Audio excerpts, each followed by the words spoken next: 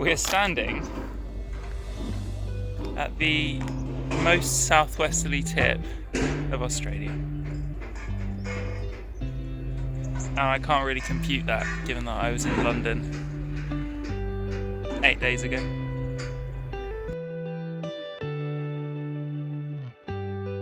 Good morning. It's day 4. It's not freezing this morning, which is very good. It might be a result of us wearing long sleeves, tracky bottoms and fluffy socks. But for the first time since being in the van, I haven't woken up cold and grumpy. It's an improvement. Well, the Queen died, which is very sad. Very sad. But the sun's up, which is very good. Mm-hmm. So we're going to try and actually get out of bed and do something with the day.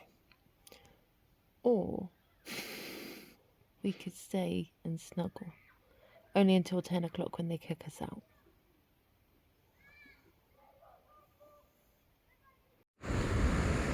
Welcome everybody to Surfers Point.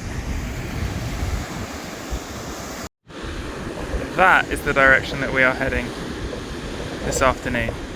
So you're looking at the moment at the Indian Ocean. If you follow that all the way down, it means the Southern Ocean at the southwesterly most tip of Australia. Wow, look at that guy.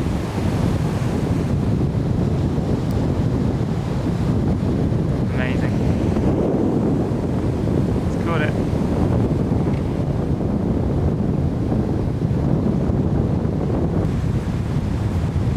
He's going for it. Go on. He's up. Ah, he's not sticking with it though. He is. Okay.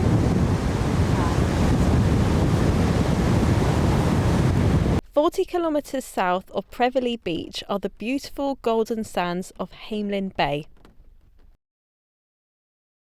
We've made ourselves a packed lunch and it's time for some food. Puts the succulents in our garden to shame. We'd met some locals who told us that Hamelin Bay was the perfect spot to catch a few stingrays. Unfortunately, by the time we got there, the tide was coming in and the waves meant it was too murky to see much, but I did manage to catch one with the drone, although I need a lot more practice at tracking my subjects. After lunch on the beach, we moved on, and after a cup of tea and a quick power nap for Lauren, it was time for our next activity.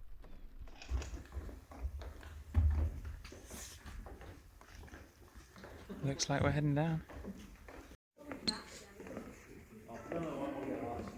So these are the Jewel Caves, 5 kilometres from Augusta, southwest corner of Australia.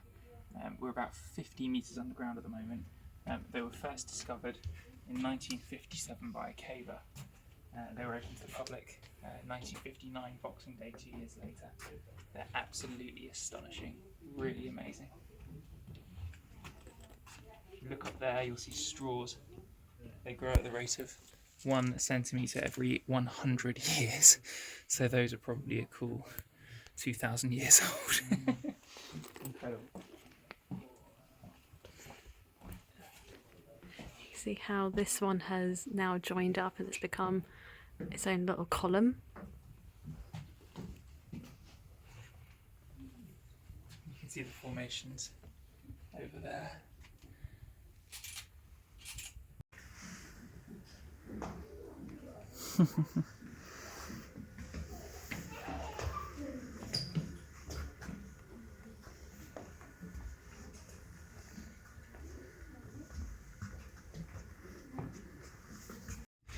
Welcome to Flinders Bay and our first look ever at the Southern Ocean.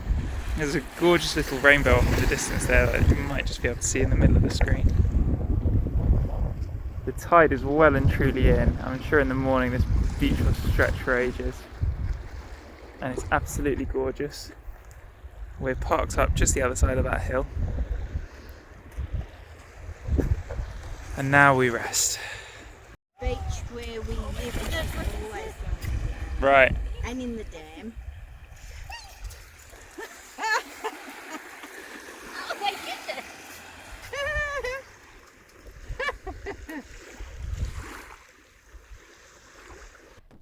After making a wonderful furry friend, it was time to settle down for the night and have some dinner.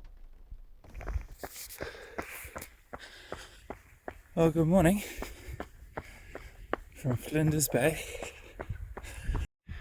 That is the Indian Ocean over there and the Southern Ocean down here, and they meet on the corner at the lighthouse.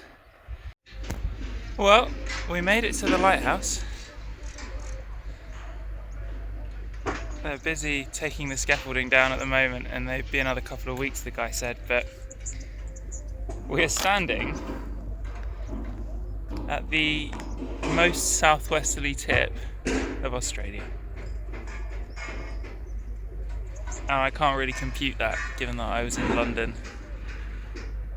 8 days ago. And that is the sign that brings it all home.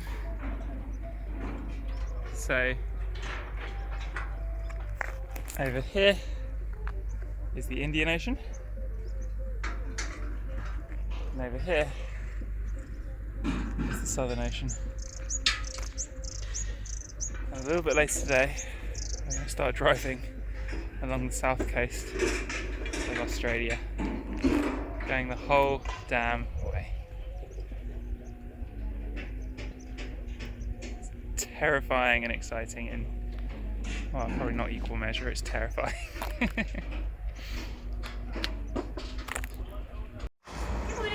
Good morning. We are in Augusta. We need a little bit of food and we need coffee. We need coffee. Cheers.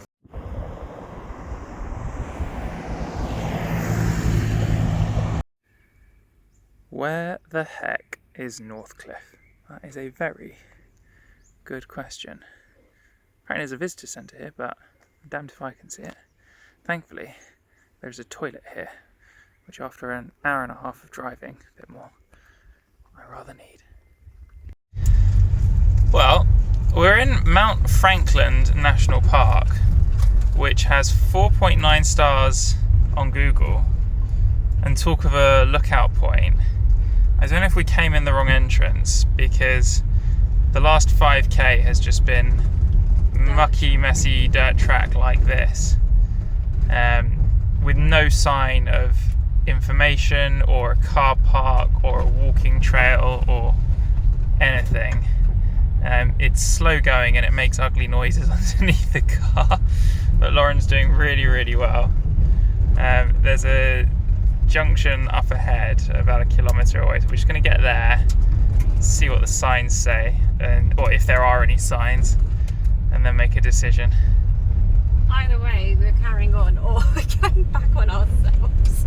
I don't know if I'm going to drive that dirt track again. We are where we are. Well, 50 minutes later, we're still in the national park. We didn't go back, we carried on. We went down a sign saying, like, disease risk, do not enter without written permission, but it was essentially the last side of the square that we'd already driven, and there was absolutely no way in hell we were turning around and going back on ourselves, and thank goodness we didn't, because these roads are really fine, like absolutely fine. The forest is actually really beautiful, but we've just been so distracted by trying to not die somewhere in the sticks that we haven't really had a chance to enjoy it, but it's properly gorgeous. Who's optimistic says this guy is probably not an axe murderer, and then literally, I don't know, 30 seconds later the guy pulls out a chainsaw. Wish me luck. Oh, and also the guy did say when we asked where the bathroom was to watch out for the redbacks, which are a very bitey, can be poisonous spider. And it was one toilet with a massive hole in the ground, and Josh found a spider already, so I'm not going to be sleeping or peeing tonight. So it turns out Greg is actually a massive babe, and he's letting us stay at his place in Adelaide, which is about, he said, about 42 kilometres away from Central, but that's fine. So lesson learned, don't judge a book by its cover, especially when travelling. Good evening. Well, it's the end of day 5. Lauren's just treated us to a lovely dinner of tuna niçoise salad. Really slumming it. We're not eating badly. We're in a very basic campsite. There's no power, so we're just running off the battery. But the There's battery not lasts even for any days. lights or anything. It is pitch No, black. it's really simple, but it's super cheap. $20 for the night, which is awesome. And we are going to settle down. And we made a friend, a really lovely guy called Greg who lives in the Adelaide Hills. So we may swing by and see him a little bit later on our adventure. But from us, it's good night. Nothing better than a quick cup of coffee and washing your face with some nice hot water fresh from the kettle. This is where we slept last night, in the middle of the woods. And minus the quite gross drop toilets, it's really nice. Well, we got to Walpole, which was 20 kilometres or so on. We filled the tank. We bought some muffins for breakfast from the local bakery. And now we're just having a little walk for a kilometre. Oh, there's a lemon tree. A little walk for a kilometre or so around Walpole, which is a really sleepy but really beautiful little quaint place. We have arrived in Walpole for a bit of breakfast and a pit stop, and we've just found this lake, and it's just completely blown us away. Look how beautiful. So we're just going to park up at the end and have our muffins for breakfast. Okay, word of advice to anyone who's doing what we're doing. If you're coming this way, Walpole is a little hidden gem. This is the local Aussie rules pitch. The rec centre's just there. The jetty down there you've just seen is utterly gorgeous. If you're driving this way, there's a little, it's not even a car park, it's just a little dirt track at the end of the jetty road. But my goodness, I wish we'd parked up there overnight. I can't imagine anyone would stop you or move you on. But just park there, stay for free by the jetty. It's everything you need in this town, and this view is just brilliant. And there's a little rec centre over there if you wanted to go and have a workout or a shower or whatever. The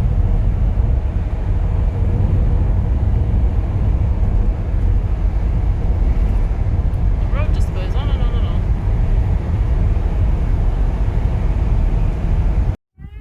Have you ever seen the like as a place to stop for a bit of lunch? We drove for a couple more hours through the stunning farmland, closing in on the towering peaks of Stirling Range National Park. Josh couldn't resist sending the drone up for a better look.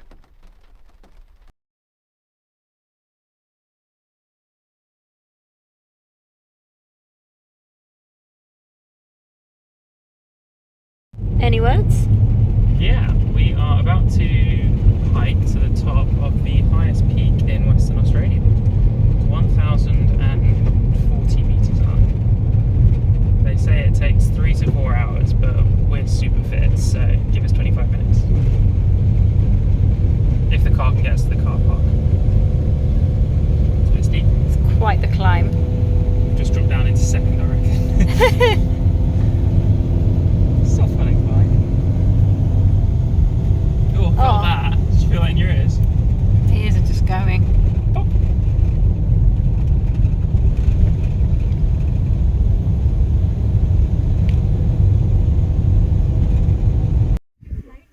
This is the view at 347 metres. And we are going up that.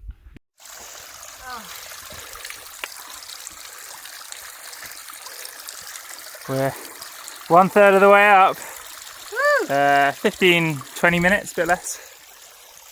And you can see how steep it is. It's beautiful. Good workout. Welcome to the top of Bluff Knoll.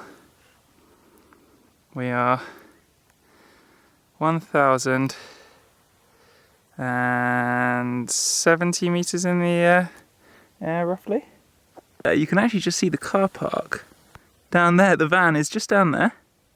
So we followed this road, 8k from the car park, from our campsite, which is just up that way.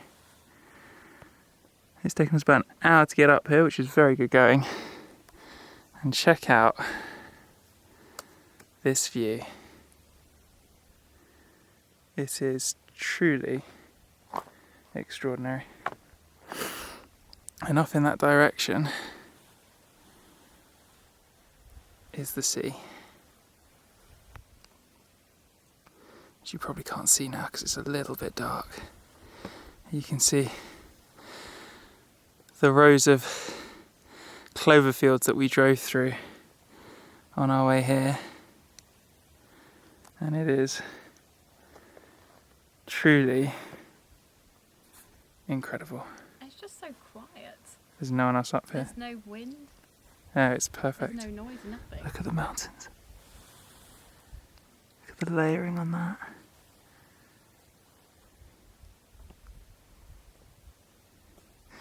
We can probably see 100 miles in all directions.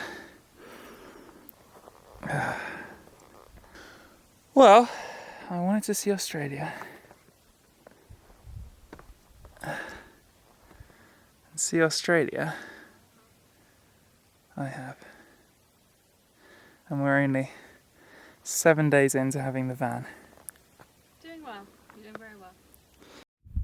We're on our way back down the mountain. And just look at that. We're 1,000 meters up. We made our way back down the magnificent Bluff Knoll and went back to our campsite where we settled down for the night. Next time on the Doms Down Under. The weather today has been garbage junk. If you will excuse me, I'm about to stuff my face. Windy. It's quite windy. This is what the Aussies call a road train.